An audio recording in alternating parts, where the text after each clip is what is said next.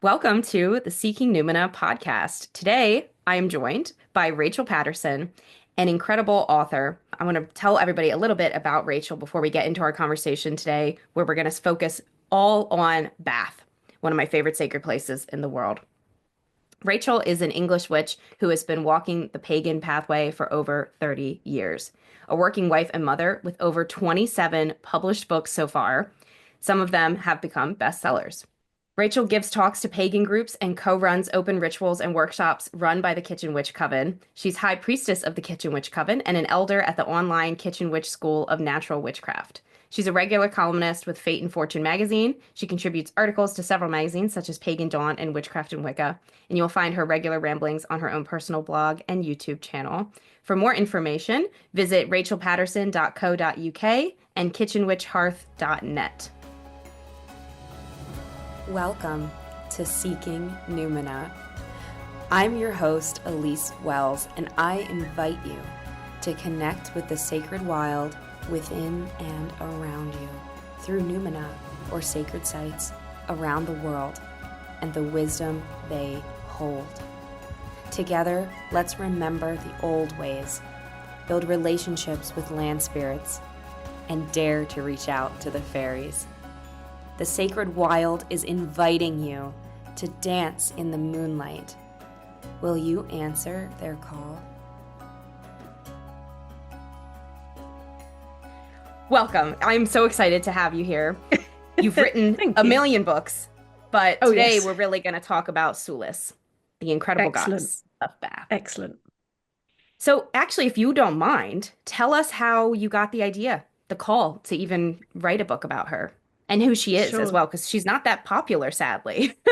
She's not that well known, and that's I'm pushing for her. I'm rooting for her corner. She is. She's walked with me for many years now. We've went to visit Bath for a weekend away. It's in a beautiful part of the countryside. It's in Somerset, which is a lovely part of the world, a lovely part of England.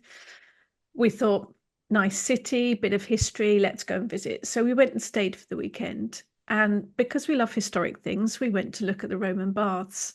And she was there. She was there in full force. Her power was incredible. There's not a huge amount about her actually at the baths because they don't know much about, they don't know how she was worshipped or who worshipped her or how they did it. But her essence is there, and the Romans actually built a temple to her there as well. So she called to me on that first visit, and that was we're probably going back about 10 years now, and I have visited several times since and started working with her, and she's with me always ever since then, really. She's an unusual one. She is one of the ancient English goddesses, and there's not many of those that we actually know much about. You will only find evidence of her at Bath, which is another unusual thing. She doesn't seem to have been worshipped anywhere else in the country, let alone in the world, purely at Bath. She is Mesolithic, dates back to Mesolithic times. From the archaeological finds, they believe that people did worship her at the springs because the Roman baths in Bath are built over the top of natural springs, the only natural hot springs in Britain. The Romans love a bath, built the temple to her, built the Roman baths over the top, but the worship of her goes back far, far older than that. So she's got a long history of being worshipped, but we still don't know a huge amount about her. The Romans called her Sulis Minerva, like they do. They tagged on one of their goddesses. But I think when the Romans arrived, they realized just how important she was. So they put her name first. So she is Sulis Minerva rather than the other way around. There are altars to her at the Roman baths. And they do believe there was an actual temple built within the grounds of the Roman baths to her. So the Romans must have realized just how important a goddess she was to the locals, to the people that were there before they were. But that's it, really. She is very, very much kept in that little area, really. So there's not an awful lot, there's no records. The ancient Britons didn't write anything down, which is useless when you're trying to Yeah. research. So my research for the book that I did and my research in working with her was really, I went back to the archaeological evidence and what I could find from that. And then Yeah. you have to piece together your own kind of practice with her. And I think that's what fascinates me so deeply about Sulis is she's a spirit of place. You Yes. know, Oh, like you do absolutely. kind of like I'm always cautious to say like never about anything in the magical world, but honestly, spirits of place, you kind of have to be there. You know, that kind of Yes. is the rule with them is they only exist where they exist. And I think the fact that, I say this a lot on the podcast too, like archaeology is going to be our main source. So we're going to be Yeah. not getting complete info sometimes. But knowing archaeology as our main source, knowing we've seen no record of her outside of that place. And I didn't know actually that Bath, you said it's the only hot springs in England. Yeah. I didn't know that at all. That's it. That says it all to me then. Because I was going to ask you today, like, is she tied to the river? Is she only tied to the springs? But it sounds like she really Yeah, is the springs. literally the hot springs. What you find in England, it's very difficult researching English deities.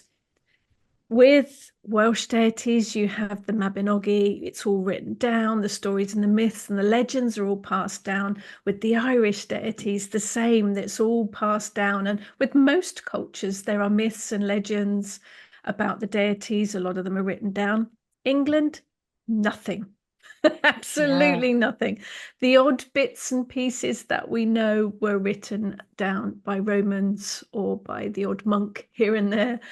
What we know of English deities are usually associated to place names or to rivers. And I think you nailed it there where you said spirit of place. I think that's where all of the English deities stemmed from. It would have been from a river or from natural hot springs, which would have been an absolutely magical sight and discovery for ancient man. They would have seemed incredible. And rivers as well. The river would have provided food, it would have provided water to drink, but it would have also taken lives if it was a big enough river. So you get that kind of evolution of people starting to make offerings to the river so that it didn't take lives or so that it kept providing fish. And that's how the spirit of place came about. And that's how I think most of the English deities were born, for want of a better word, from that spirit of place. And Sulis is no different. And they would have come across this natural hot water, and it is very hot water coming out of the Yeah. ground. And it would have been a very magical place. And I tell people, I go to Bath every year for the Jane Austen Festival. And Brilliant. Brilliant. it is so much fun. It is like the most fun I have all year. I don't know. I, no, I do know what it is. It's Bath. Like I love Bath. The first time I Yeah. visited was in 2015 when I studied abroad at Oxford. I did a bus trip with my friends and we just spent the day in Bath. And I remember coming upon on Grand Pulteney and looking at the water. And we got off the bus Yes. right around the Victoria Parade. And as we were walking along that, we got to like you hear the rushing water and then you see Yep. the weir. And I just had this like arrow to the heart of I can't, this can't be the only time I go here. Like that was my first thought. Yep. I missed it from the first moment I looked at it. Yes. It captures you, doesn't it? It really does. And Yeah.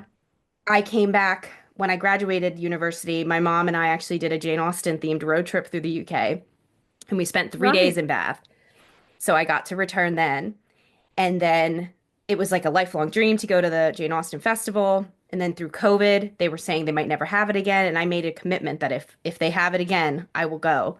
And so I went in 2021, and I've gone every year since. And I'm going to be there this year. And I don't think I'll ever miss it unless it's like a true family emergency. And I genuinely, even talking about Bath today, I have this like little sob in my heart because I want to be there. Like I want to be there right It is now. magical. Yeah, there is something about the whole city, isn't there? It is definitely a magical place. Have you, in your travels to Bath, are there any particular parts of the city that you like to visit every time? I like the older parts. I mean, it is a nice city and it is quite well preserved, and they do have all sorts of laws in place about building new shops, building new buildings, literally. It all has to be in keeping with the whole overall city, which I think is amazing. Me I too. like the older parts. I'm not the, modern shops, but I like that it's got all the little side roads with all the little individual shops and things in. But that point you were talking about, where you walk across the bridge and you stand and you look at the water in the weir, there is something very, very special about that. And that is actually the spot where I first felt connected to Sulis. I didn't know what she was or who she was at first, but my husband and I stood on that bridge and we were looking at the water in the weir, and I could feel this energy. And I knew there was something very special. And it was on that actual spot. Gosh, that gave me so many chills because like I tell people that and I've never had somebody say like me too. And that's really Yep, special. absolutely. Wow. Yeah, she grabs us. And I don't know Yeah. if you know this, but there's actually a labyrinth next to the weir. Oh, okay. No, I didn't know that. If you go down like to that Thai restaurant, it's a Thai restaurant Yeah. now, Oh, yes. and then you keep walking, it looks like nothing. And I didn't find this like I've been to Bath now, I think 7 times. I didn't find this until like the fourth time. And it was Right. like the city had to choose to reveal it. And Right. Yes. I truly feel that's how it was. And I was on my way Yeah. to actually a croquet match for the Jade Austen Festival. And I was Of woefully late. course. Yeah, of course. What else do you do? So I was extremely late. Like I was almost thinking I'm not going. It was during that heat wave 2 years ago. Right. Awful. So as I was walking to it, I just was like, and I'm late, right? I'm not thinking of things to do on my walk. And I look and I'm like, that hedge was never open before. Like it's just a hedge. But for some reason, I today there was an opening to it. And now ever since Right. I've gone back, I've been able to get to the labyrinth. And it's Right. not particularly hidden, but it's just strange that in all the years it took some time for it to be revealed. And it Yeah. is a labyrinth you can walk, and in the center is a green man. Oh, So, okay. and I put this I up on shall look YouTube for so that. people will see that when you watch this when it comes out, I'll have it up on the video here. But yeah, I shall definitely look look for for it that next next time. time. Yeah, definitely. The last time I went with Ness and Heather from my two best friends from the Kitchenwich Coven, and we were heading towards the baths. They hadn't been before, so we were heading towards the baths, coming up from behind the baths. And Heather turned and she said, "I can feel her already." And we hadn't even got anywhere near the baths. And she said, she's really, really annoyed, although Heather uses more fruity language than that. And she said, it's the cathedral. And if you come up, particularly if you come up from the back of the Roman baths, you can see the cathedral and it looms over the baths. And of course, the cathedral is actually the foundations are over where where Sulis's temple was, because there's been so many layers built over the top of it all. The cathedral is actually literally standing on Sulis's temple. And Heather said she's really annoyed about that. And Yeah. she could feel that energy, and you can. She is really annoyed about that.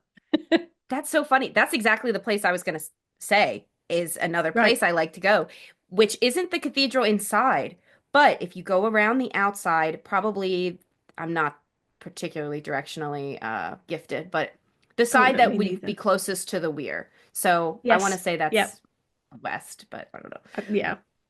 There's a statue there that says water is best, and it's a woman Yes. pouring it. That's right. That has a Yes. particular feeling to it, that statue. Yes. That whole Yeah, corner absolutely. behind the Yeah. cathedral. Yeah. The cathedral didn't like us. We I don't know, witches in a cathedral is probably not a good combination. It didn't want us in there. And I think it was Sulis saying, I don't care what you want to look at. That's on top of my temple. You get yourselves out of there. I actually went to a mass.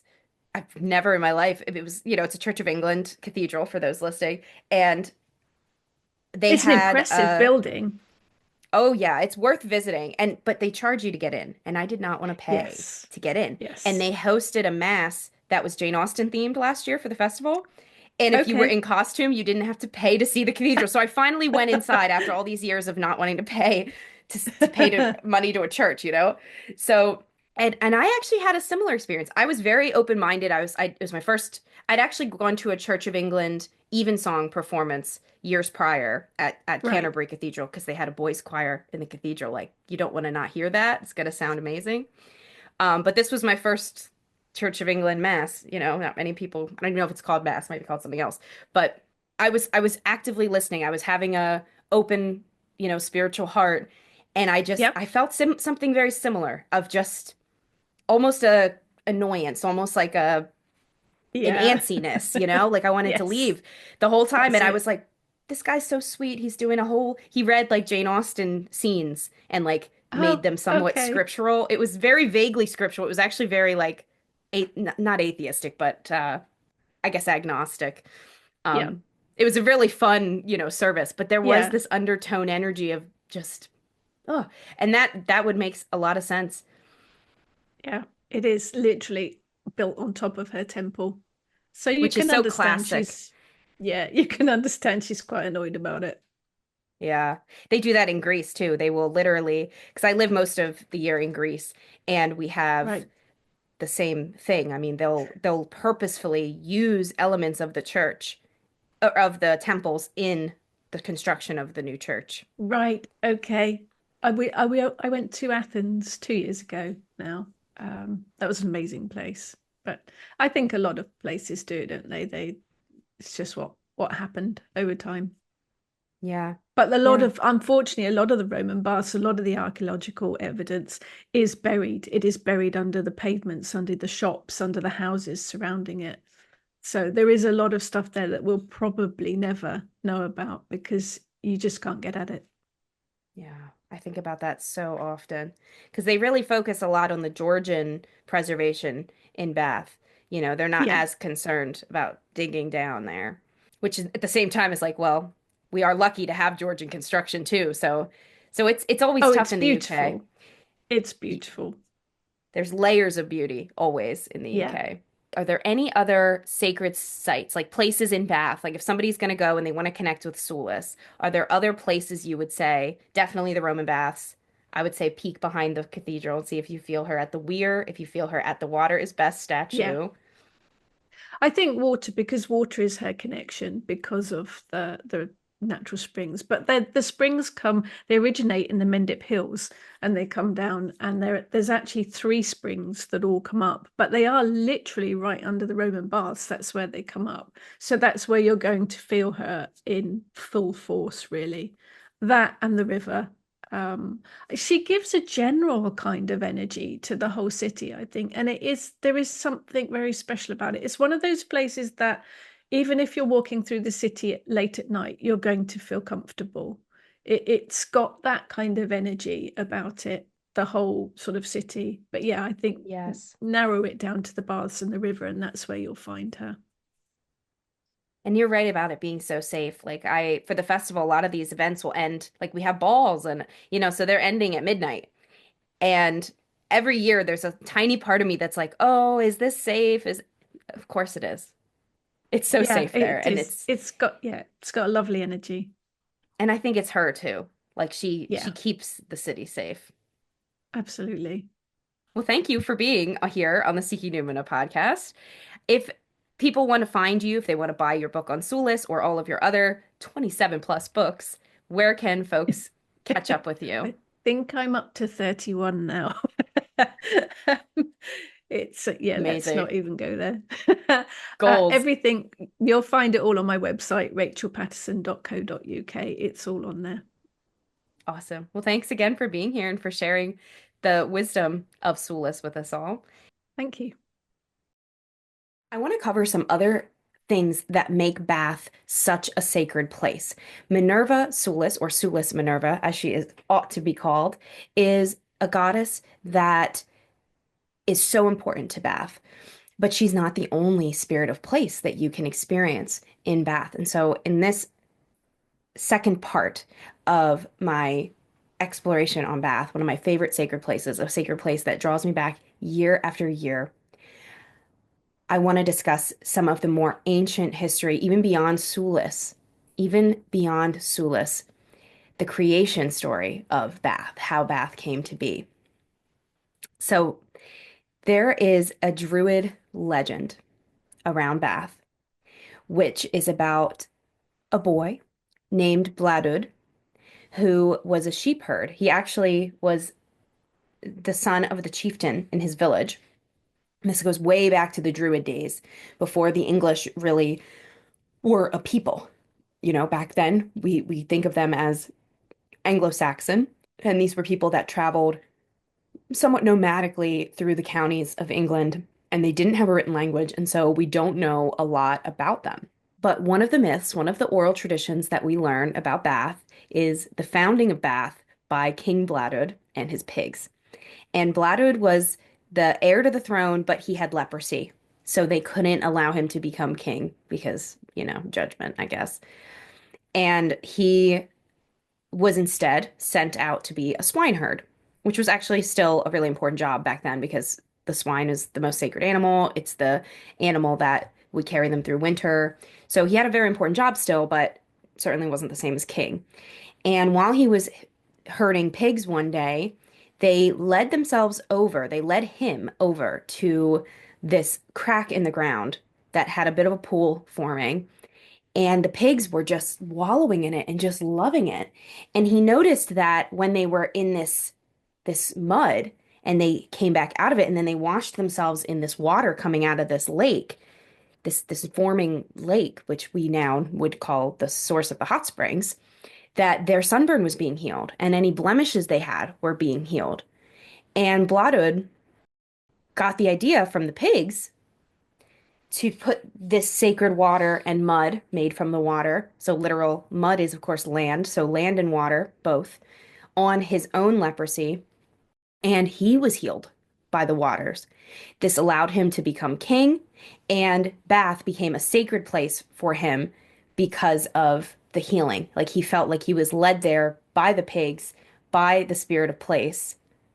We don't get a name in this story. It's an oral tradition. So, did he call her Sulis? Was it Sulis? Was it the land of Bath itself? To me, I like to think it was Sulis. And she called him there because she saw his pure heart. She saw his genuine love for the pigs and how even though this wasn't the path he pictured for himself, that he was giving his all to it. He was dedicating himself to this position of swineherd. So she knew he would dedicate himself just as fully to his role as a king. And so I like to think she led the pigs there and they showed him the way to heal himself so that he could step into his role as rightful king.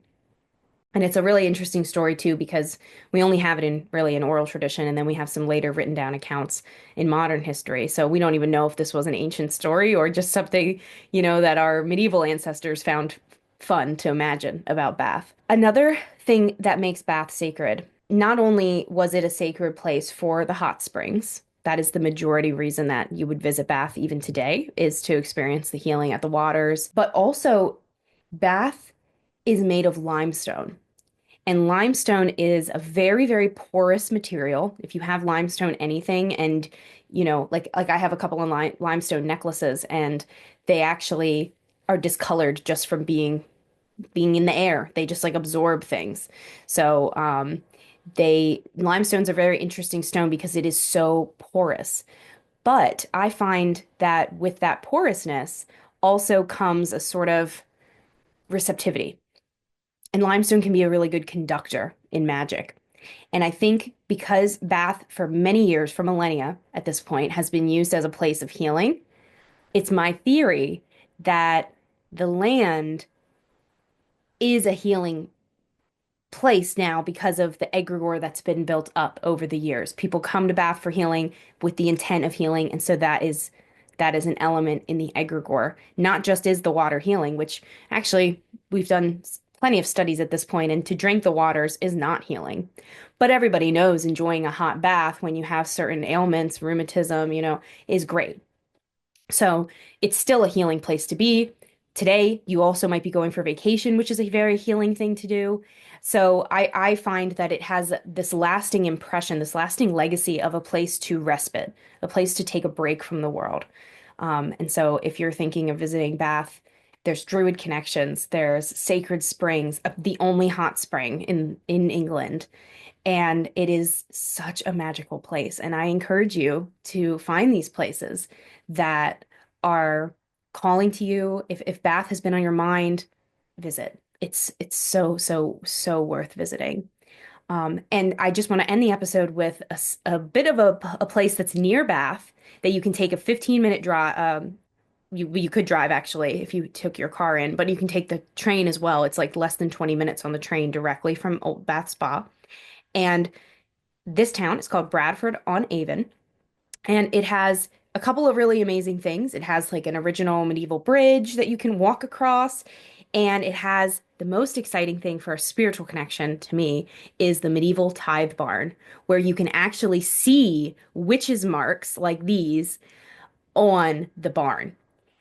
So witches' marks were actually left in barns or in places of value in your home to ward away evil. So it was a protective symbol that you would carve on repeatedly, often each harvest, to maintain a protection around that space. So protect your grain from thieves, from blight, from mold. So that was the intent of these. And they're all different. There's lots of different kinds. I actually write about them and differentiate them in Sacred Wild, an invitation to connect with spirits of the land. And that is now open for pre-order. So if you have not pre-ordered your copy yet, pre-orders are very, very important for book sales. So I ask you and encourage you to pre-order before it comes out. If you're listening to this after November 8th, 2025, it's out. You can just buy it. So thank you for your support. And thank you for seeking Numina with me today in Bath, England. Thank you for seeking Numina with me today.